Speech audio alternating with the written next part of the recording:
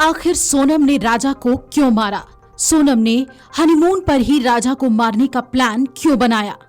सोनम ने राजा को मारने के लिए अपने प्लान को कैसे एग्जीक्यूट किया? क्या सोनम अपने प्लान में चूक गई थी?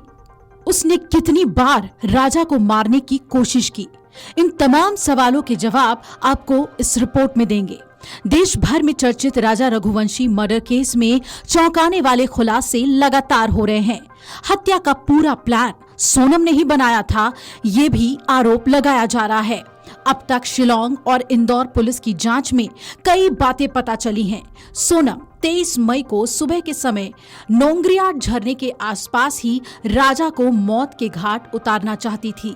इसलिए उसने खाई में लिए शिप्रा होम स्टे में सुबह 6 बजे ही चेकआउट कर दिया था। यानी कि सुबह सुबह जब सन्नाटा हो तभी वो राजा को मौत के घाट उतार देना चाहती थी। लेकिन वहां अन्य लोगों की मौजूदगी की वजह से प्लान फेल हो गया। यानी कि सुबह 6 बजे ही पर्यटक झरने के पास मौजूद थे। तीनों आरोपी जब नोंगरियाट झरने वाले हिस्से में राजा को मार नहीं पाए तो वाई सावडोंग पार्किंग स्थल को उन्होंने चुना। सुनसान इलाके में सोनम ने कहा, मार दो इसे। ये ऑर्डर मिलते ही विशाल ने सिर पर दाव से वार कर दिया। 23 जून को हत्या के वो 24 घंटे कैसे थे, आइए इसके बारे में आपको विस्तार से बताते हैं। सबसे पहले 22 मई की सुबह राजा और सोनम किराए की स्कूटी लेकर घूमने निकले, लेकिन सोनम ने राजा से पहले अपने साथ लाए लगेज को रास्ते से हटाया ताकि कोई सबूत ना मिले। नोंगरियाट गांव से 30 किलोमीटर पहले सोनम ने स्कूटी रुकवाई और एक गेस्ट हाउस की तरफ इशारा किया। राजा ने स्कूटर रोकी तो सोनम ने कहा कि यहाँ रूम ले लेते हैं, झरने तक लगेज लेकर उतरना आसान नहीं होगा। राजा ने पहले लगेज डिक्की में रखने की कोशिश की, लेकिन जब सोनम नहीं मानी तो राजा गेस्ट हाउस गया। तब कोई रूम खाली नहीं था। राजा ने रजिस्टर में एंट्री की और दोनों ने लगेज वहीं रख दिए। उससे पहले राजा और सोनम ने कपड़े और बाकी जरूरी सामान डिक्की में रख लिए। तब सोनम ने अपनी लाल रंग की जैकेट भी उतारकर डिक्की में रख दी। इस दौरान उसने प्रेमी राज को अपने लाइव लोकेशन भेजने शुरू कर दिए, जो सीसीटीवी में साफ दिख रहे हैं।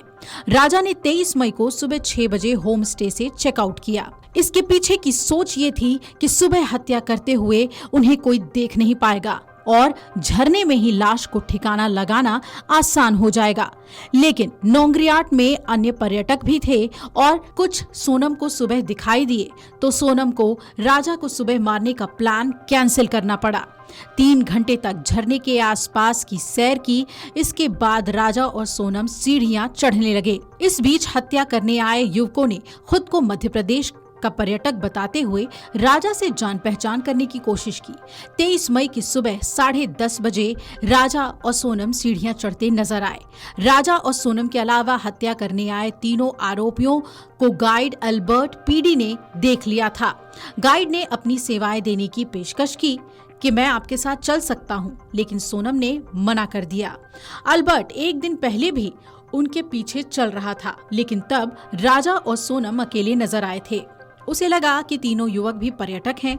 वो हिंदी में बात कर रहे थे। दोपहर 1:20 पर करीब सोनम ने अपनी सास को कॉल मिलाया और झरना देखने जाने की बात बताई। सास ने राजा का फोन बंद होने की बात की तो सोनम ने कहा कि ऊपर चढ़ने के बाद बात करेंगे। फिर उसने उपवास की बात की। इसके बाद सोनम ने अपना फोन भी बंद कर दिया। दोपहर 3 बजे फोटो खिंचवाने के बहाने सोनम राजा को वाई सावडोंग पार्किंग यार्ड तक ले गई। आपको बता दें कि ये पार्किंग लॉट 2 सालों से बंद है। सुनसान इलाका देखकर सोनम ने तीनों आरोपियों को ऑर्डर किया, हिट करो, मार डालो इसे। इसके बाद विशाल ने पीछे से सिर पर हथियार से वार किया। राजा ने पलटकर सामना करने की कोशिश की, लेकिन फिर दूसरे वार को वो झेल नहीं पाया और जमीन पर गिर पड़ा। अब सोनम पुलिस की गिरफ्त में है और आगे पूछताछ में उसके इस खूनी इरादे की और भी खुलासे हो सकेंगे। ये पूरी हनीमून मर्डर मिस्ट्री सुलझकर सामने आ सकेगी।